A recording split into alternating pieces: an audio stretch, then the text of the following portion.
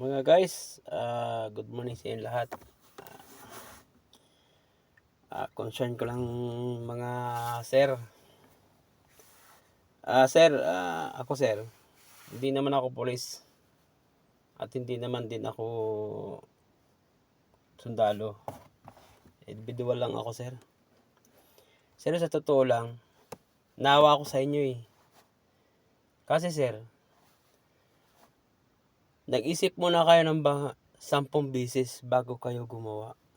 Kung tama ba yung ginawa nyo. Alam bakit sir? Nakuha din ako sa mga bagong pulis na bagong graduate. Kasi sir nadadamay ang mga bagong pulis. Kasi may kapatid din akong pulis eh.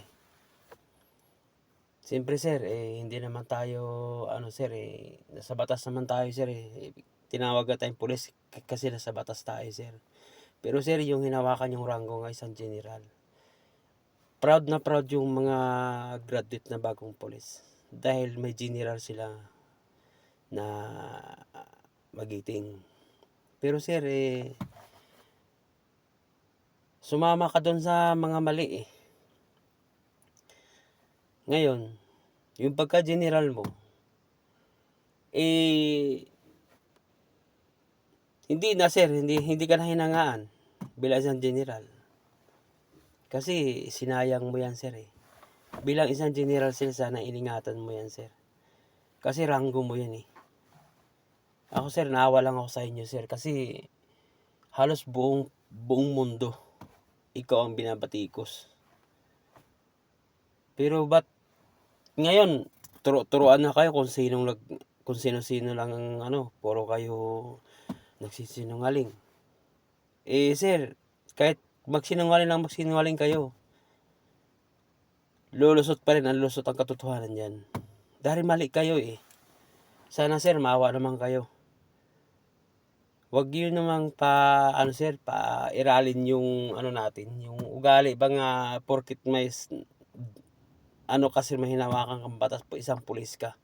Sana sir, wag natin pairalin yung mali. Pairalin natin yung tama. Para hahangaan ka sa mga taong badla. Ay yan, pulis, mabait yan. Yan ang maganda sana sir Nadadamay yung mga babait na pulis. Dahil kung hindi mo ginawa yun, alam bakit? Ang daming humahanga sa'yo. Siyempre, pag pinayaran tayo, okay, malinis. Pero hindi mo alam ang sukli, no? Kung ilang bilyon ang tinanggap mo, ang kapalit, billion ang kapalit doon. Buong mundo. Sana sir, ito lang ang ko advice sir. Sana hindi mo ginawa.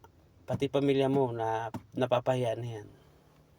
Nawa din ako sa inyo sir Dahil kayo ang pinupuna sa buong mundo.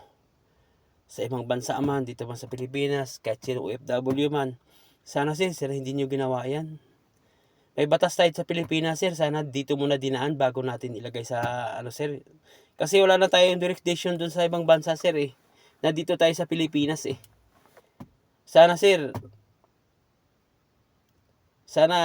sabihin nyo ng totoong to para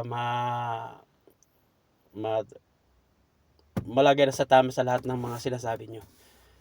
Kasi puro kayo nagtuturuan na lang Yan lang po mga guys. Sana mga sir, pasensya na po kayo. Kasi sa akin, comment lang po. Naawa na po ako sa mga bagong pulis. Siyempre po, nadadamay din. At yan lang po guys. At maraming salamat. Good morning sa inyo lahat. Ingat po kayo lagi. Mga ka-drives, huwag po kayong mainit ang ulo. Pag nag-drive kayo, chill lang. Huwag kayong mag-overtake. Pa-overtakein mo lang sila.